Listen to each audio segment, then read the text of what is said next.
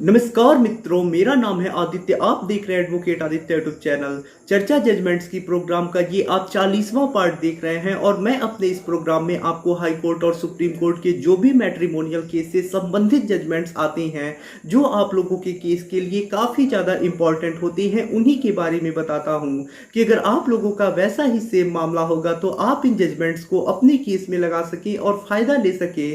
आज के जिस जजमेंट के बारे में मैं आपको बताने वाला हूँ वो भारतीय दंड संहिता की धारा 498 ए के केस में पति को मिले अग्रिम जमानत से संबंधित है। और ये जो जजमेंट आया है वो पति के ही पक्ष में आया है। और जब आपको अग्रिम जमानत मिल जाती है भारतीय दंड संहिता की धारा 498 ए में, तो जो आपका गिरफ्तारी का डर होता है वो समाप्त हो जाता है। तो इस कारण से इस जजमेंट के बारे में आपका जानना बेहद जरूरी है।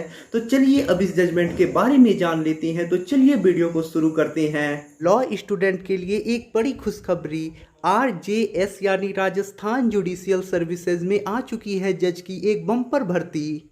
तो यदि आपका भी सपना है कि आप भी जुडिशियल एग्जाम को क्लियर करके आप भी जज बने, तो ऐसे में अब आप अपने सपने को बहुत आसानी से पूरा कर सकते हैं, वो भी अनअकैडमी की मदद से। अनअकैडमी एक ऐसा ऑनलाइन प्लेटफॉर्म है जहां पे आप अपने घर पे बैठे ही जुडिशरी एग्जामिनेशन की इंडिया के टॉप एजुकेटर से तैयारी कर सकते हैं। अनअकैडमी पे तनसुख पालीवाल सर और उनकी टीम के द्वारा जुडिशरी एग्जामिनेशन के लिए एक नया बैच स्टार्ट किया जा रहा है जो 28 जुलाई 2021 से स्टार्ट होगा। इस बैच की मदद से आप उत्तर प्रदेश, दिल्ली, पंजाब, हरियाणा, बिहार, मध्य प्रदेश और सभी अन्य राज्यों के जुडिशरी एग्जामिनेशन की तैयारी अपने घर पे बैठे ही कर सकते हैं। अनअकैडमी पे लॉ के सारे सब्जेक्ट्स के लिए अलग अलग क्लासेस चलती है जहां पे आप स्टडी करके बहुत ही अच्छा नॉलेज प्राप्त कर सकते हैं और जज बनने के सपने को बहुत आसानी से पूरा कर सकते हैं। और यदि आप अनअकैडमी पे सब्सक्रिप्शन लेते हैं और ऐसे में आप 12 मंथ्स का सब्सक्रिप्शन लेते हैं, तो ऐसे में आपको 1 मंथ फ्री सब्सक्रिप्शन मिलेगा। यदि आप 18 मंथ का सब्सक्रिप्शन लेती हैं तो ऐसे में आपको 2 मंथ्स फ्री सब्सक्रिप्शन मिलेगा। और यदि आप 24 मंथ्स का सब्सक्रिप्शन लेते हैं तो ऐसे में आपको 3 मंथ्स का सब्सक्रिप्शन बिल्कुल मुफ्त मिलेगा। सब्सक्रिप्शन का चार्ज आपको स्क्रीन पे दिखाई दे रहे होंगे। यदि आप सब्सक्रिप्शन लेते समय ASRI10 प्रोमो कोड का यूज करती हैं तो ऐसे में आपको 10% डिस्काउंट भी मिलेगा। आज के जिस जजमेंट के बारे में मैं आपको बताने वाला हूं वो IPC सेक्शन 498A के केस में एंटी सेपेट्रिक बेल से संबंधित है। ये जजमेंट छत्तीसगढ़ हाई कोर्ट के द्वारा आया है और ये judgment Anil Sahu versus state of Chhattisgarh के केस में आया है। इस केस में कुछ ऐसा मामला है कि जो पत्नी होती है वो अपने पति, सास, ससुर और पति की 2 बहनों के ऊपर ये आरोप लगाती है कि वो लोग उससे दहेज की मांग करती हैं, उसे परेशान करती हैं, उसे प्रताड़ित करते हैं, उसके साथ मारपीट करते हैं। और ये आरोप लगा के पति और उसके रिश्तेदारों के ऊपर भारतीय दंड संहिता की धारा 498A और 34 में केस दर्ज कराती है। केस दर्ज हो जाने के बाद पति को ये भय होने लगता है कि अब उसे इस मामले में गिरफ्तार कर लिया जाएगा। और गिरफ्तारी से बचने के लिए जो पति होता है वो CRPC सेक्शन 438 में एंटी सेपेट्रिक बेल के लिए एप्लीकेशन लगाता है। अग्रिम जमानत प्रार्थना पत्र लगा देने के बाद पति की वकील की तरफ से कोर्ट में ये तर्क दिया जाता है कि जो पत्नी है वो स्वयं ही अपने पति के साथ नहीं रहना चाहती है। जब मीडिएशन की कार्यवाही हुई थी तो वहां पति ने ये कहा था कि वो अपनी पत्नी को रखना चाहता है, लेकिन पत्नी ने वहां पे साफ इनकार कर दिया था। पत्नी ने साथ रहने से मना कर दिया था। जो पत्नी है उसकी इच्छा अपने पति के साथ बिल्कुल भी रहने की नहीं है।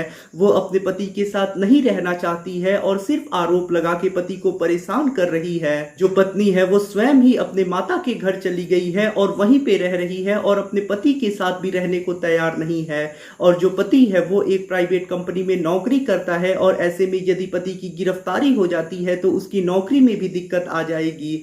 और साथ ही साथ कोर्ट में वकील की तरफ से ये भी तर्क दिया जाता है कि जो पति के अन्य रिश्तेदार हैं जैसे माता, पिता, उसकी 2 बहनें, उन्हें पहले ही अग्रिम जमानत मिल चुकी है और इन सब आधारों पे पति की जमानत एप्लीकेशन को एक्सेप्ट कर लिया जाए और पति को भी अग्रिम जमानत दे दिया जाए ताकि उसकी गिरफ्तारी ना हो सके और उसे कोई दिक्कत ना आए इन सब केसों की वजह से।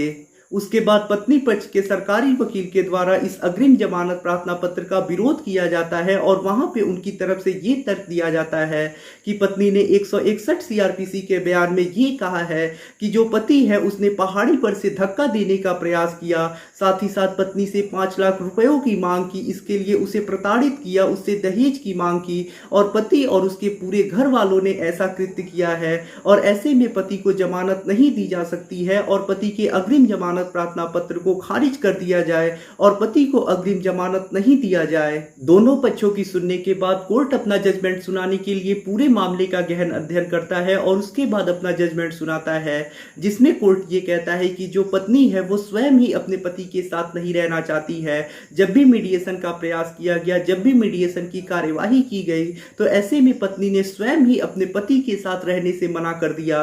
पति ने अपने बयान में ये चीज कहा है कि वो अपनी पत्नी को रखना चाहता है और पत्नी यदि उसके साथ रहे तो वो रखने को तैयार है, लेकिन पत्नी ने स्वयं ही साथ रहने को मना कर दिया और जो पत्नी है वो स्वयं ही अपने पति के साथ नहीं रहना चाहती है। और उसके बाद कोर्ट पति के अग्रिम जमानत के एप्लीकेशन को एक्सेप्ट कर लेता है और कुछ शर्तें लगा के पति को अग्रिम जमानत दे देता है।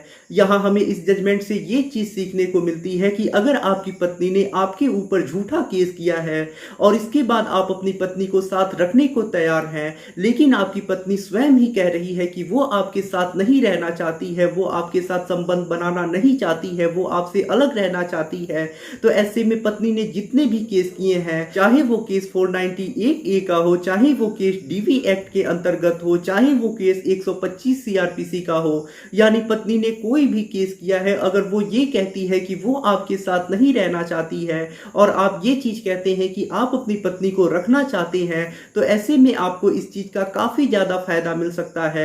जैसे इस केस में ये हुआ कि जो पत्नी है उसने स्वयं ही कहा था कि वो नहीं रहना चाहती है और पति कह रहा था कि वो पत्नी को साथ रखने को तैयार है, तो ऐसे में पति को फायदा मिल गया और इन सब आधारों पे पति को अग्रिम जमानत मिल जा रही है। तो अगर आपकी भी पत्नी ने ऐसा ही किया है, आपके ऊपर झूठा केस कर दिया है और वो स्वयं कह रही है कि वो आपके साथ नहीं रहना चाहती है, तो इस चीज का आपको बहुत बड़ा बेनिफिट मिल सकता है। इस चीज का आपको सारे केसों में फायदा मिलेगा।